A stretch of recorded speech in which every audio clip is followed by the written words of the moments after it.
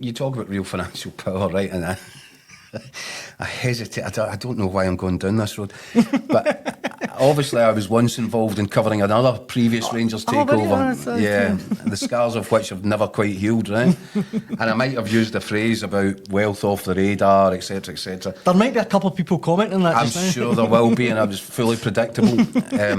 But I think what I can say with some justification on this one, the 49ers are bankrolled and owned by the York family in the States. And they are bona fide. They're not kidding on ones from Motherwell. So that is the size of this. It is huge. It is the potential to be a real game changing moment. And you'd have to say as well. Look, they're not getting involved to lose. If they get involved, they're here to make a difference. I believe that they see this, and we've talked about it previously. There are always Americans and these groups, these consortiums from all around the world, scouring Europe for the perfect club, for the one that they think would be the right fit. Premier League clubs are now just unaffordable unless you're a state-owned, oil-rich nation, right? So where can you find a club that can guarantee you annual access into European competition?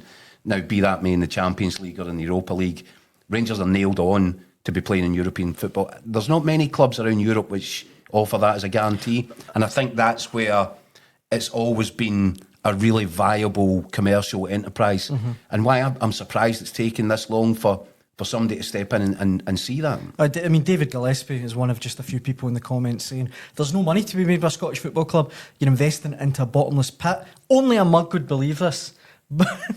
But look, Rangers are, at the end of the day, still one of the biggest clubs in the UK.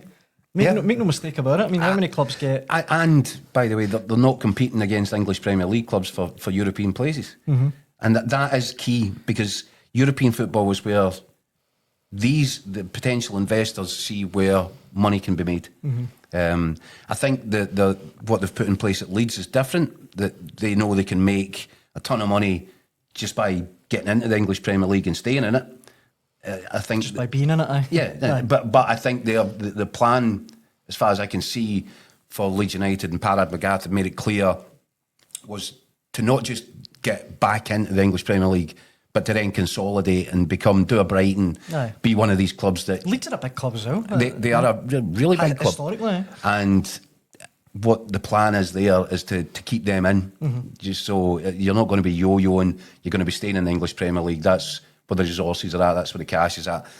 For Rangers, it's obviously slightly different. Not a lot of money to be made domestically in Scottish football, but there's big money. But listen, Celtic, I think, before I came on, I was just doing a wee bit of research there, and we kind of knew this figure before the start of the Champions League campaign, but I think it's just about verifiable now that Celtic will take in bank somewhere between 50 and 60 million pounds. It's incredible, from competing in this season's Champions League all in. From one campaign. Yeah.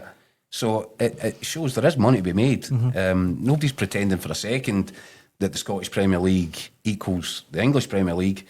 But yeah, I mean, as I said, there are, and it has been known for some time, that there are groups of potential investors, consortiums, all around the world who are always looking for the next opportunity. And I think Rangers have landed really lucky. If this is the 49ers, if they're going to put their cash and their sort of financial muscle behind this, I think it puts Rangers in a much better position than they were yesterday. Yeah.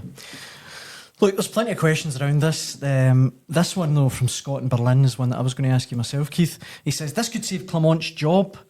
So the question is, and I get him putting you in the spot a bit here, but where does this leave Philip Clement and Patrick Stewart talking today? In the big picture, I don't think Philip Clement, I think Philip Clement, with all due respect, is a bit of an afterthought here. I think if Walt was talking about the potential here for regime change and a takeover and a swapping of a transfer of the boardroom power, then Philip Clement's pretty low down the to-do list. I think this is fundamental change. Patrick Stewart did an interview today. Funnily enough, he was meant to be communicating with fans. He's omitted the fact that there's a potential American takeover on the cards. These things happen, he's forgetful.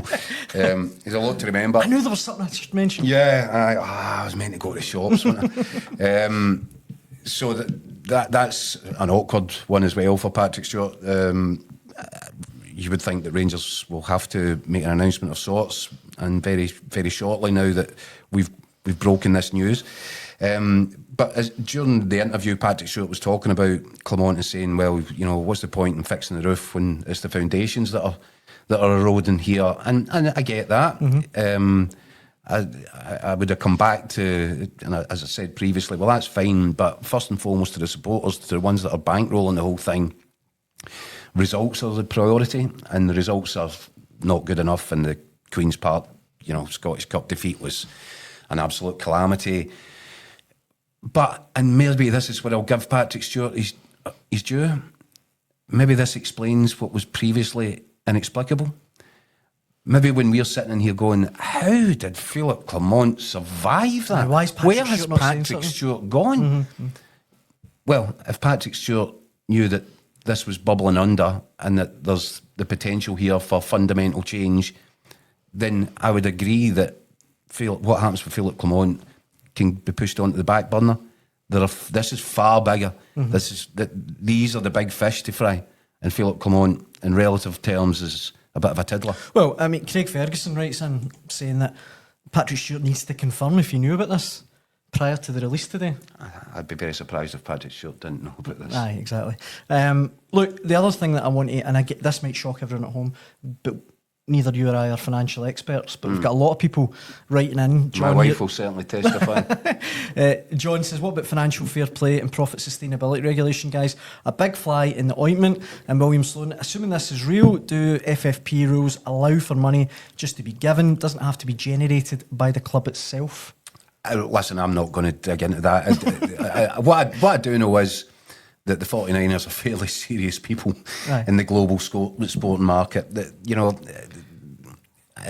look, the Saudis bought Newcastle, the wealthiest owners anywhere in football, and Newcastle haven't been able to benefit from that because they can't go and just splash the cash willy-nilly.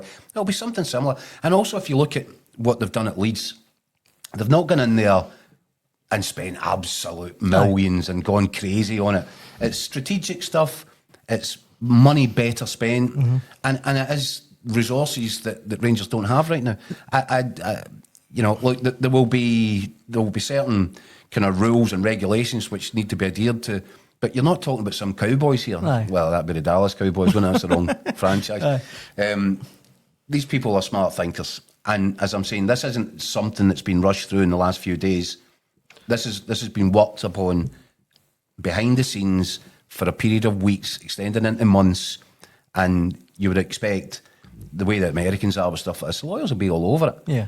And that's why, without that, you don't get to the point where I can say these talks are at an advanced stage.